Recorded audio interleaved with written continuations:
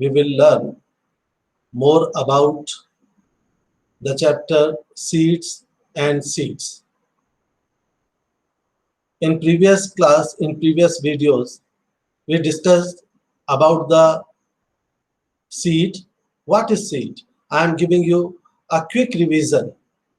Seed contains a baby plant, and germination is a process through which a new plant comes out from the seed. So how seed starts germinate?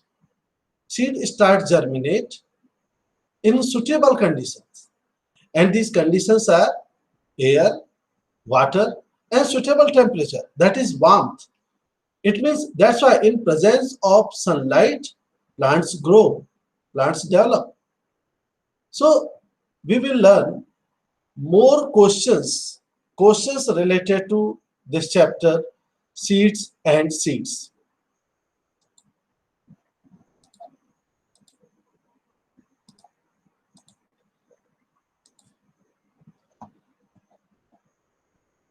In today's class, we will cover these topics: germination, seed dispersal, edible and non-edible seeds, insectivorous plants, and Velcro.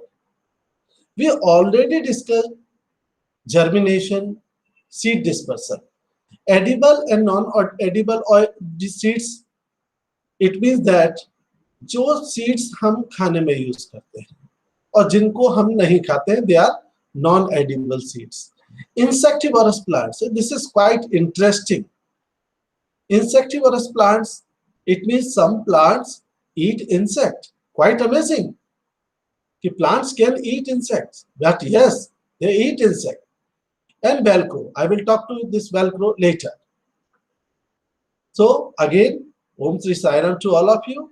And our first question: what are the factors which are the essential for germination of seeds? You can see the picture of bean germination in this slide, and how the root system and then later shoot system develop. And root and shoot system develop in presence of water, air, and suitable temperature. It means water, air, and suitable temperature. These three conditions are must for germination of seeds. If either of the condition is not there, seed will not germinate. And if seed is not germinate, plants will not grow. Second is about the seed dispersal. You can see this picture. In this picture, how seeds are dispersing. Dispersing means scattering of seeds to far off places from their parent plant.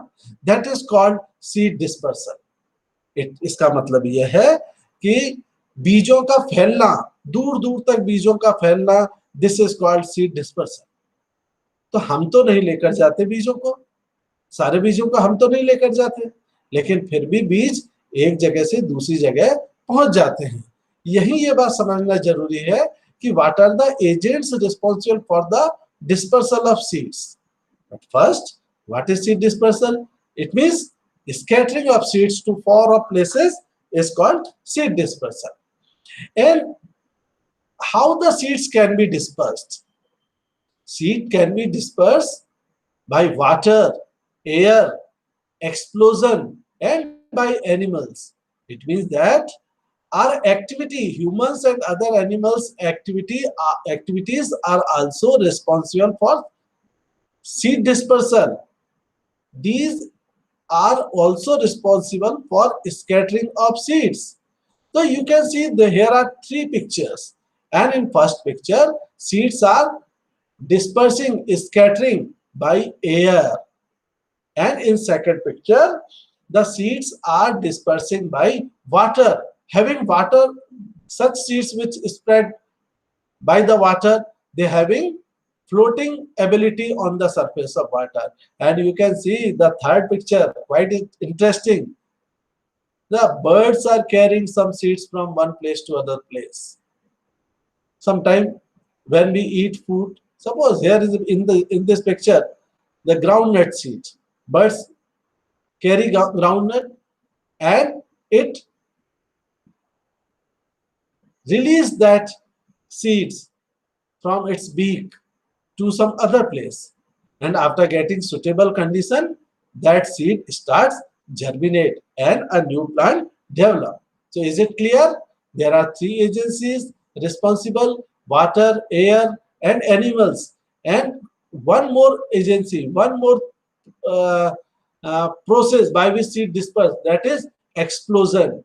Some seeds covering, they explode, they burst, and when they burst, seeds scattered to far away places from the parent plant.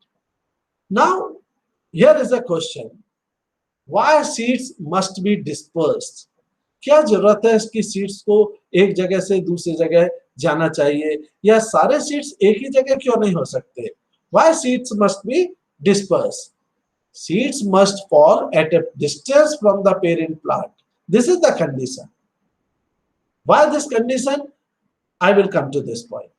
पहली बात तो ये समझना जरूरी है कि seeds अपने parent plant से बहुत दूरी पर गिरने चाहिए, पहुंचने चाहिए. अगर नहीं पहुंचते हैं, if all the seeds fall and germinate at one place, then what happen? When they germinate close to each other, then what happens? In this condition, they will compete. वहां पर एक competition होगा, competition for space, जगह के लिए, water, पानी के लिए, sunlight and nutrients. इससे क्या होगा? If they will compete, there will be competition for space, water, light, and nutrients. Then seeds will not develop, they will not germinate, and if they will not germinate, there will be waste. So if all the seeds fall at a place, they will not develop into plant. So what is the conditions? Seeds must fall at a distance from the parent plant. So that's why naturally some agencies, some agents are there: air, water, animals, and explosions. These are the methods, natural methods. Naturally seeds scattered from one place to other place, and they must fall at a distance from the parent plant. Now some edible seeds, you can see edible means जिनको हम खाते हैं, lady finger, cucumber, tomato, cumin seeds. There are so many such type of seeds which we eat. So these seeds are called edible seeds. But many seeds we do not eat. They are called non-edible seeds. And you can see in this picture, there is a papaya. So what we eat in papaya, we never eat the seed of papaya. What we eat only pulp. Nowadays, you are getting mangoes in summertime. And but what we eat pulp of the mango. We never eat the seed. जिसे हम हिंदी में कहते हैं, हम गुठली नहीं खाते हैं.